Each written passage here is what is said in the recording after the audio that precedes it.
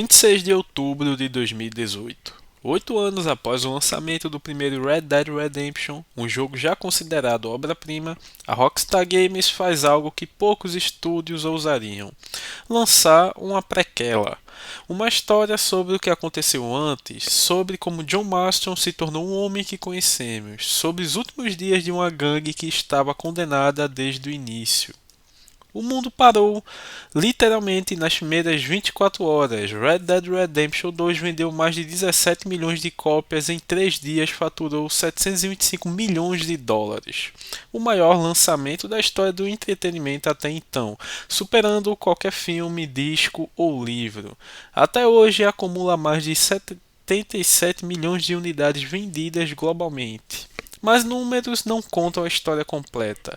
Red Dead Redemption 2 não foi apenas um sucesso comercial, foi um divisor de águas. O New York Times o chamou de arte verdadeira. A crítica da IGN deu nota 10/10, chamando-o de uma ode meticulosamente polida à era dos foras da lei. O próprio Dan Houser, cofundador da Rockstar e roteirista de toda a franquia, declarou em 2025: Red Dead 2 foi a melhor coisa em que trabalhei, a melhor realização de consistência temática e narrativa de mundo aberto, e um entendimento de como os jogos são montados para te levar em uma jornada emocional.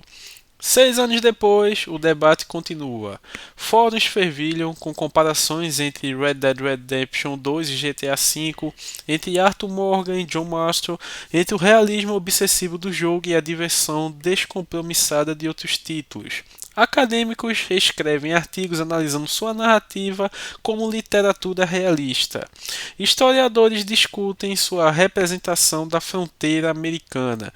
E uma nova geração de jogadores descobre pela primeira vez a história da gangue Vanderlyn. Mas o que faz Red Dead Redemption tão bom? Por que um jogo sobre um bando de fora da lei no final do século XIX continua sendo discutido, analisado e amado anos depois? A resposta exige que cavalguemos de volta, não para o Velho Oeste dos filmes, mas para o Velho Oeste que a Rockstar construiu com tanto amor, detalhe e crueldade. Para entender Red Dead Redemption 2 é preciso entender sua escala. O jogo foi desenvolvido por 9 estúdios em 4 países diferentes, envolvendo mais de 2.000 pessoas. A Rockstar, famosa por seu secretismo, guardou cada detalhe como segredo de estado. Rob Nelson, um dos diretores do jogo, explicou à BBC: é o jogo mais grandioso que já fizemos, não apenas porque é maior, mas porque busca uma profundidade, permite que você se aventure em mais ambientes e quando entra neles pode escolher com o que interagir. Você pode interagir com pessoas, com animais e com o mundo de uma forma que nunca foi possível antes. A ambição era clara: criar um mundo aberto mais crível já feito, e para isso era preciso repensar quase tudo, começando com a quebra com a conveniência. Uma das decisões mais controversas foi abandonar a conveniência, entre aspas, dos jogos anteriores. Nelson explica: para que as coisas signifiquem algo, elas devem custar algo. No jogo anterior, se seu cavalo morria, você podia chamar com um assobio e aparecia um novo.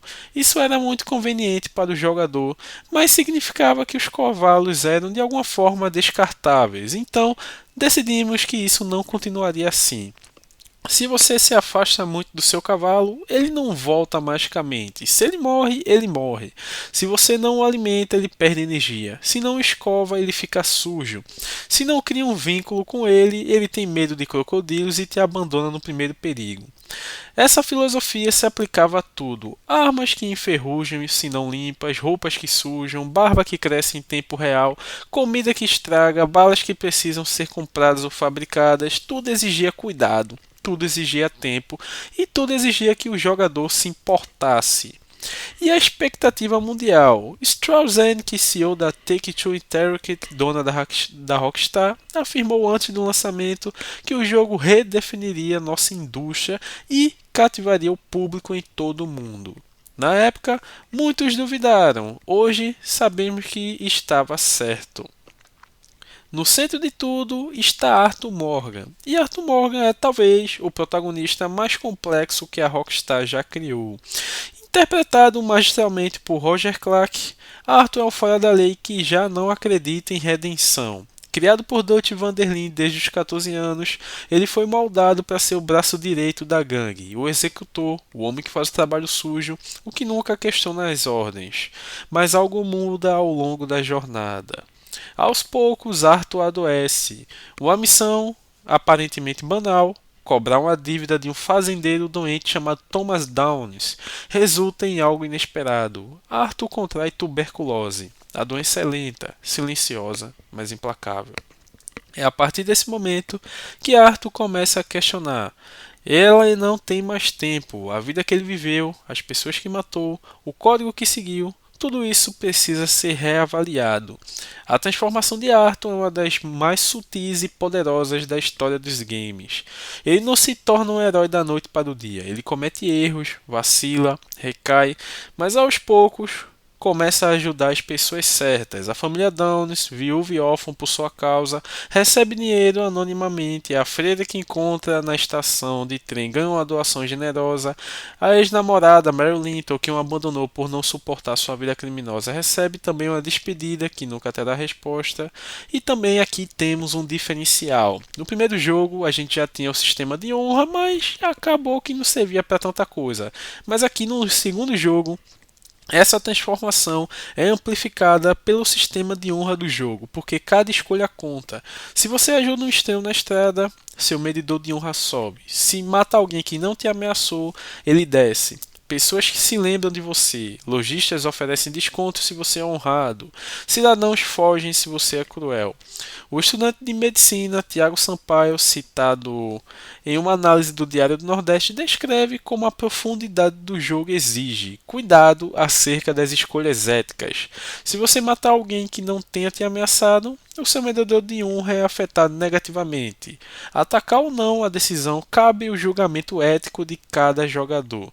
No final, Arthur encontra a redenção não porque escapa da morte, mas porque escolhe morrer pelos que ama. Os fãs debatem até hoje qual é o verdadeiro final de Arthur. Se você tem honra alta e ajuda John a escapar, Arthur morre no topo de uma montanha assistindo o nascer do sol, enquanto respira pela última vez. Se tem honra baixa, morre de forma violenta e solitária. Em qualquer caso, a morte de Arthur é um dos momentos mais devastadores da história dos videogames. Ele não morre como herói, morre como homem, imperfeito, contraditório, mas finalmente em paz consigo mesmo. Se Arthur é o coração do Red Dead Redemption 2, Dutch Van der Linde é sua mente, uma mente em frangalhos. Interpretado por Benjamin Brian Davis, que já havia dublado Dutch no primeiro jogo, o personagem ganha aqui uma profundidade trágica que redefine completamente a maneira como vemos no primeiro Red Dead Redemption. O sonho que morreu. No início do jogo, Dutch é um líder carismático, quase paternal. Ele fala que um mundo onde os fora da lei podem viver livres, onde a sociedade corrupta pode ser desafiada. Ele cita Evelyn Miller, um filósofo fictício que acredita na liberdade individual contra o avanço do governo e a indústria. Mas aos poucos, o sonho se desfaz. Cada assalto fracassado, cada morte, cada traição o afunda mais em sua própria paranoia. Ele começa a ver traidores onde não há, abandona Arthur para morrer, mata a traidora que na verdade era inocente e no final, quando tudo está perdido, ele olha para John e diz: "Nosso tempo passou, John." É a frase que define não apenas Dutch, mas toda a gangue. Eles não perderam porque eram maus, perderam porque o mundo mudou, a ferrovia chegou, o governo se organizou, a Pinkerton, uma agência de detetives real que caçava os fora da lei, se tornou implacável. E o que Dutch representa? Dutch é a figura paterna que todos na gangue idealizam. É o homem que salvou Arthur da prisão, que criou John como filho, que deu a todos um propósito. Mas ele também é o homem que os destruiu. A tragédia de Dutch é que ele realmente acreditava no que pregava, mas seu ego, sua incapacidade de aceitar que seu tempo havia passado e sua crescente paranoia o transformaram no vilão que todos temiam. Quando encontramos Dutch no primeiro Red Dead Redemption, ele está velho, cansado, sozinho, e agora, depois de Red Dead Redemption 2, entendemos o porquê. O mapa de Red Dead Redemption 2 não é apenas vasto, é vivo. Essa é a palavra que melhor define o mundo criado pela Rockstar, vivo. Temos biomas distintos, como o Ambarino, montanhas cobertas de neve, onde a gangue começa sua fuga. Temos New Hanover, Nova Hanover, planícies abertas, colinas verdes, a cidade de Valentine, que é o coração do Velho Oeste dos filmes. Temos Limoé, que tem pântanos profundos, inspirados na Louisiana. West Elizabeth e New Austin, as regiões do primeiro jogo, revisitadas com gráficos de nova geração. O deserto árido, as cidades fantasmas e a nostalgia de quem jogou Red Dead Redemption 1. E também, além do mapa, os lugares, temos os animais como personagens. São mais de 170 espécies de animais, cada um com um comportamento único. Ursos pardos atacam se você se aproximar demais. Lobos caçam em matilhas. Cervos fogem ao menor sinal de perigo. Jacarés esperam imóveis na água antes de atacar. O estudante Tiziano Sampaio descreveu uma experiência que define essa complexidade. Simplesmente ele falou que estava caçando um crocodilo que não morreu no primeiro tiro. Daí ele fugiu e eu fui atrás. O bicho se escondeu estático numa moita, me esperou e me atacou na chegada. NPCs com memória. Cada NPC tem rotinas diárias, eles acordam, trabalham, vão ao salão, voltam para casa. Se você os ajuda, eles se lembram. O homem que você salva de uma cobra pode aparecer dias depois em uma loja para te dar uma arma de graça. Se você os assalta, eles podem te denunciar a lei. E também o mundo reage a você. A forma como você se veste importa. Roupas elegantes são necessárias em Saint-Denis para não parecer um forasteiro. Roupas pesadas são obrigatórias nas montanhas. A sujeira acumula, a barba cresce. Os desenvolvedores da Rockstar explicam que a ideia era desfocar os limites entre a narrativa e ambiente, entre a experiência do mundo aberto, e encontrar o equilíbrio entre realismo e credibilidade, entre diversão e possibilidade de jogar. Red Dead Redemption 2 é frequentemente descrito como um simulador de Velho Oeste, e não sem razão. O acampamento da gangue é o coração emocional do jogo, é onde você doa dinheiro e suprimentos, é onde conversa com outros membros, é onde joga dominó, pôquer ou cinco folhas, é onde ouve histórias ao redor da fogueira. Cada membro da gangue tem sua rotina no acampamento. John e Abigail discutem sobre Jack, Tio bebe e conta histórias, Sadie Adler, viúva que se junta à gangue após perder o marido, se transforma de fazendeira desolada em uma das pistoleiras mais implacáveis do jogo. E se você não contribui com o acampamento, os membros reclamam. Se você doa muito, eles te elogiam. É uma dinâmica social complexa que raramente se vê em jogos. Caçar também não é apenas um passatempo, é necessidade. Peles são usadas para fazer melhorias no acampamento e roupas especiais. Carnes são cozinhadas para restaurar saúde e energia.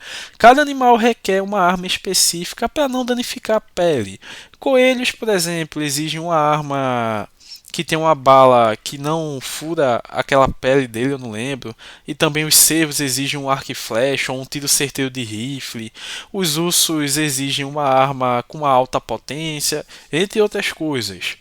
E temos também o vínculo com o cavalo que eu já mencionei anteriormente, que é uma das mecânicas mais elogiadas, que é esse sistema de vínculo. Quanto mais tempo você passa com seu cavalo, mais ele confia em você.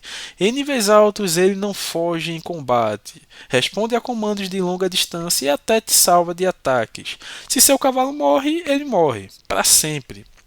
Muitos jogadores relatam ter chorado ao perder o cavalo que acompanhou Arthur durante o jogo. E a cena final onde Arthur se despede do cavalo antes de morrer é devastadora, principalmente por causa desse vínculo construído ao longo de dezenas de horas. Eu lembro que quando eu estava jogando pela primeira vez, eu passei acho que umas 4 horas jogando e depois meu cavalo morreu. Eu até desliguei, liguei de novo, coloquei o jogo novamente para ver se aquele cavalo ia estar lá e realmente não estava, infelizmente. Outro ponto que eu também fiquei chateado é no capítulo 6, quando você pega o cavalo do veterano, que é Buell, e eu peguei ele, tava gostando muito desse cavalo, e simplesmente ele morre no final com Arthur assim, então eu fiquei chateado. Mas, infelizmente, faz parte, e é o que uma das coisas que torna esse jogo tão único. Armas que precisam de cuidado. Armas enferrujam se não limpas. Munição precisa ser comprada ou fabricadas. Temos também ótimas interações sociais. Você pode cumprimentar ou provocar qualquer NPC e eles reagem de acordo. Cumprimentar alguém pode abrir novas missões ou informações. Provocar pode levar a um duelo ou uma denúncia à lei. Em 2025, um artigo acadêmico publicado na revista American, British and Canadian Studies argumentou algo surpreendente. Red Dead Redemption 2 pode ser lido como literatura realista.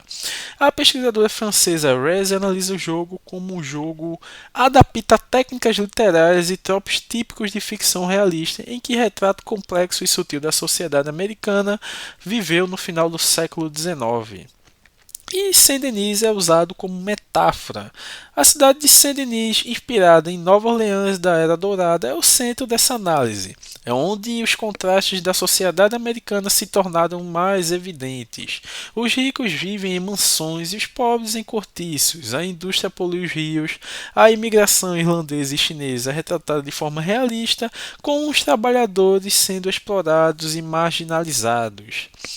Razi argumenta que Saint-Denis representa três estágios fundamentais no desenvolvimento do discurso literário subjacente à ficção realista: o exame do ambiente urbano, representação dos estereótipos e a construção de uma individualidade sociocultural através das ações do jogador. E também temos a história real por trás do jogo. O historiador Torrance Olson, autor do livro Red Dead's Story, a Videogame, An Obsession in the American Violent Past, explora como jogo os eventos históricos reais como pano de fundo. A expansão da ferrovia, a perseguição dos nativos americanos, o colapso do Velho Oeste, o surgimento das agências de detetives como Pinkerton, que futuramente vimos que virou o FBI, e tudo isso o que significa? Simplesmente Red Dead Redemption 2 não é apenas um jogo sobre o Velho Oeste, é um jogo sobre a América que está nascendo e sobre o que se perde no processo. É uma crítica ao capitalismo predatório, à violência estrutural, à ideia de progresso entre aspas que esmaga os que ficam para trás. E como toda boa literatura, não oferece respostas fáceis, deixa perguntas. A gangue Vanderlyn tem mais de 20 membros e cada um deles tem sua própria história, sua própria motivação e seu próprio destino. Sadie Adler é uma grande surpresa do jogo. A viúva que perdeu tudo quando a gangue O'Driscoll assassinou seu marido, ela se junta a Vanderlyn em busca de vingança e se transforma ao longo do jogo em uma das pistoleiras mais implacáveis da gangue. Ela é o que Arthur poderia ter sido se tivesse canalizado sua raiva para algo produtivo ou destrutivo, dependendo do ponto de vista. Charlie Smith é o coração moral da gangue. Ele é metade nativo, metade negro. Ele carrega as marcas de uma vida de preconceito, mas nunca perde a compaixão. Ele é quem enterra os mortos com dignidade e é ele que ensina Arthur sobre o respeito pela terra e pelos animais. Charles, ainda bem, ele sobrevive ao fim da gangue e ajuda John a construir sua casa em Beats Hope. Temos também Osea Matros, que é o contraponto de Dutch. Ele é mais velho, mais sábio e mais cauteloso. Ele é o pai que Dutch nunca foi. Ele é paciente, ponderado, sempre lembrando que a família é mais importante do que dinheiro. Sua morte, em uma missão que Dutch insiste em fazer, é o ponto de ruptura que destrói a gangue. Lenny Summers, ele é jovem, inteligente e ambicioso. Um homem negro tentando sobreviver em um mundo que não quer vê-lo como igual. Mary Beth. Mary Beth é a sonhadora, lê romances baratos, escreve histórias, acredita que o mundo pode ser melhor. Ela também sobrevive e vira escritora. Sean Maguire. Sean é o irlandês caótico, barulheiro, festeiro, sempre pronto para uma briga. Sua morte em uma emboscada em Rhodes é brutal e repentina. Uma bala na cabeça enquanto ele conversa com Arthur. Micah Bell é o traidor, racista, violento, egoísta. Ele é o que Dutch teria se tornado se não houvesse o ser para equilibrar. Mike entrega a gangue a Pinkerton, mata Arthur indiretamente ou diretamente, dependendo da honra, e se torna o vilão final que John precisa caçar no epílogo. Após a morte de Arthur, o jogo não termina. Ele entrega o controle a John Marston em um epílogo que serve como ponte para o primeiro Red Dead Redemption. Então temos a construção de Beats Hope, a morte de Micah e o que vem depois. Sabemos o que vem depois. 4 anos se passam entre o epílogo de Red Dead Redemption e o início de Red Dead Redemption 1. John será caçado pela Pinkerton novamente, que agora se denomina FBI. Abigail e Jack serão sequestrados, John será forçado a caçar seus antigos comparsas e no final ele morrerá no celeiro de Beats Hope, a mesma casa que ele construiu com tanto amor. Saber disso torna o epílogo ainda mais trágico. John está construindo um futuro que nunca terá. Então, por que Red Dead Redemption 2 é tão bom? A resposta está em uma ambição inabalável. A Rockstar poderia ter feito outro GTA no Velho Oeste, um jogo de ação divertido, cheio de tiroteios e perseguições. Em vez disso, fez algo muito mais corajoso. Um jogo sobre o fim de um mundo, sobre a impossibilidade de escapar do passado, sobre a escolha entre o que é certo e o que é fácil. Dan Houser, o homem que escreveu tudo isso, resumiu melhor que ninguém. Red Dead Redemption 2 foi a melhor coisa em que trabalhei. A melhor realização de consistência temática e narrativa de mundo aberto e um entretenimento de como os jogos são montados para te levar em uma jornada emocional. É uma jornada que dura 60, 80 horas e cada uma delas importa. Cada conversa ao redor da fogueira, cada carta encontrada no bolso de um cadáver, cada momento em que Arthur escreve em seu diário, porque sim, Arthur escreve em um diário e você pode lê-lo, e ele muda conforme a honra e as escolhas do jogador. E o que o Red Dead Redemption 2 nos ensina? Ele nos ensina que não existe redenção sem sacrifício, que as pessoas que amamos são também as que podem nos destruir, que o mundo muda e não há nada que possamos fazer a não ser escolher como enfrentamos esse fim. Arthur Morgan não sobrevive. John Marston não sobrevive. A gangue Vanderlyn não sobrevive, mas as pessoas que eles ajudaram, a viúva, o órfão, a freira, a escritura, esses sim. No final, Red Dead Redemption 2 não é sobre como morremos, é sobre como vivemos e sobre o que deixamos para trás. Como Arthur escreveu em seu diário nos momentos finais, estou com medo, mas também grato. Amei algumas pessoas, fiz algumas escolhas e não me arrependo. E como jogadores, também não nos arrependemos das 80 horas que passamos ao lado de Arthur, John, Sadie, Charles e todos os outros, porque Red Dead Redemption 2 não é apenas o jogo. É uma experiência que fica com você, uma história que você carrega, um mundo que você visitou e nunca vai esquecer e que eu tenho certeza que você sempre joga quando pode.